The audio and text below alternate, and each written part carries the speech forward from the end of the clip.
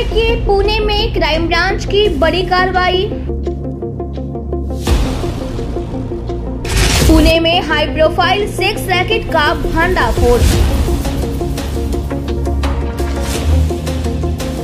Rajasthani actress समेत 2 रूसी model गिरफ्तार।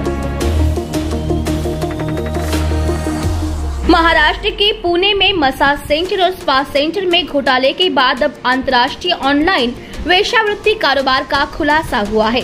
मसाज सेंटर और स्पा सेंटर में घोटाले के बाद अब एक अंतर्राष्ट्रीय ऑनलाइन वेश्यावृत्ति कारोबार का खुलासा हुआ। पुलिस ने एक राजस्थानी एक्ट्रेस समेत 2 रशियन मॉडल्स को पुणे से हिरासत में लिया। पुलिस ने इन सभी को अरेस्ट करने के बाद कानूनी कार्यवाही भी शुरू की है। पुलिस के अनुसार इस मामले की जांच जारी है। इसमें बड़े सेक्स रैकेट में कुछ और खुलासे होने की उम्मीद है। यह कार्रवाई करते हुए पुणे के विमान नगर इलाके में पुलिस ने हाई प्रोफाइल वेश्यावृत्ति के धंधे में शामिल एक राजस्थानी एक्ट्रेस के साथ 2 रशियन मॉडल्स को गिरफ्तार किया है। पुलिस की शुरुआत जांच में सामने आया है कि देह व्यापार का धंधा विदेशों से ऑनलाइन माध्यम से चल रहा था। ऑनलाइन देह व्यापार के इस धंधे के लिए एक्ट्रेस और 2 रशियन मॉडल्स पुणे आई थी। इस हाई प्रोफाइल देह व्यापार के धंधे के बारे में जानकारी मिलने पर पुणे पुलिस की क्राइम ब्रांच ने जाल बिछाकर इस मामले का भंडाफोड़ किया। पुणे में पहले भी पुलिस ने कई सेक्स रैकेट को पकड़ा है। पुणे पुलिस ने कुछ दिन पहले मसाज और स्पा सेंटर के खिलाफ भी एक बड़ा अभियान चलाया था। इसमें काफी सारी गड़बड़ियां सामने आई थी। कुछ दिन पहले पुणे में गैंग वॉर भी सामने आया था।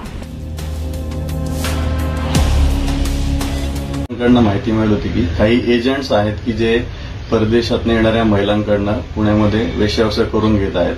त्याप्रमाणे आम्ही बनावट ग्राहक पाठवून त्यांच्याशी चॅटिंग वगैरे केली त्या एजंटशी आणि मग त्यांच्याकडनं कळालं की त्या मुली आहेत ते त्यांनी एका पंचतारांकित हॉटेलमध्ये आहेत आणि त्या ठिकाणी ते वेश्यागमनासाठी वापर करतात। त्यानंतर त्या ठिकाणी आपण डील केली एजंटशी आणि पर्टिक्युलर हॉटेलमध्ये गेल्यावरती ट्रॅप लावला आणि तिथे आम्हाला 2 मुली मिळून आल्या की ज्या कझाकिस्तान देशाच्या होत्या आणि तिथे अजून एक माहिती मिळाली की अजून एक मुलगी आहे ती भारतीय मुलगी आहे राजस्थानची आणि तिला एक दुसऱ्या पंचतारांकित हॉटेलमध्ये आहे। तिथे जाऊन त्या मुलीची सुद्धा आम्ही सुटका केली। अशा 3 मुलींचे आपण रेस्क्यू केलेलं आहे आणि 3 एजंट विरुद्ध विमानतळ पोलीस स्टेशन येथे गुन्हा दाखल केलेला आहे। म्हणजे ज्या ग्राहकाला जर समजा त्या मुलीकडे जायचं असेल वेश्यागमनासाठी तर त्या एजंटशी संपर्क केला जातो। एजंट त्यानंतर फोटोज पाठवतात त्या मुलींचे आणि ते फोटो झाल्यानंतर ज्या ग्राहकाने जी मुलगी ती निवडली असेल ती मुलगी कुठल्या हॉटेलमध्ये आहे ती माहिती दिली जाते आणि त्या हॉटेलमध्ये मग त्या ग्राहकाला पाठवून त्या मुलीकडून वेश्यागमन करून घेतलं जातं। भारतीय मुलगी तुम्ही म्हणताय ती राजस्थानची मुलगी आहे आणि ती थोडी आम्हाला अशी प्राथमिक माहिती मिळाली की ती फिल्म इंडस्ट्रीमध्ये तिचं करिअर चालू केलं होतं तिने आताच डान्स करणे किंवा मॉडेलिंग करणे त्या क्षेत्रात ती काम करते मुलगी। प्राथमिक आपण माहिती घेतली त्या मुलींकडनं तर त्यांचं असं म्हणणं आहे की त्यांच्या देशामध्ये बऱ्यापैकी गरिबी आहे त्यामुळे आपल्या इथं टुरिस्ट व्हिसावरती वगैरे येतात आणि मग अशा एजंटच्या याला बळी पडून त्या वेश्यागमन करतात। साधारणतः आपल्या ह्याच्यामध्ये 15 ते 20 हजार रुपये त्या प्रत्येक मुलीला चार्ज केला जातो त्या एजंटकडनं। ग्राहकाकडनं पैसे घेऊन त्या मुलीकडनं 15 ते 20 हजार रुपये ते हे करतात। सर हे सगळे 5 स्टार हॉटेलमध्ये चालतं हे?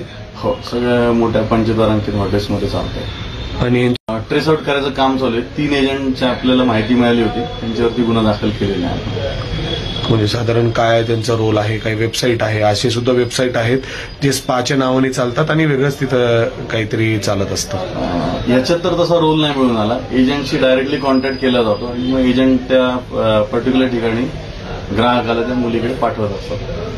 वेबसाईट वगैरे नाही आली कुठली याच्यामध्ये आमच्या आढळून। काय आव्हान करेल सर अशा मुलींना? हेच आव्हान करेल की बाबा एक क्षणिक मोहाला बळी न पडता आपलं कुठेतरी चांगलं करिअर करावं या मुलींनी जेणेकरून त्यांचं पुढील आयुष्य उद्ध्वस्त होणार नाही। सर आपण त्या मुलींना ताब्यात घेतलेलं काय केलं आपण त्यांना रेस्क्यू करून? त्यांना रेस्क्यू करून आपण त्या फाउंडेशनकडे त्यांना पुढील रिहॅबिलिटेशन सेंटरमध्ये त्यांना ठेवलं जातं पुढील काही दिवसासाठी। तिथं काउन्सिलिंग वगैरे होतं त्यांचं सगळं।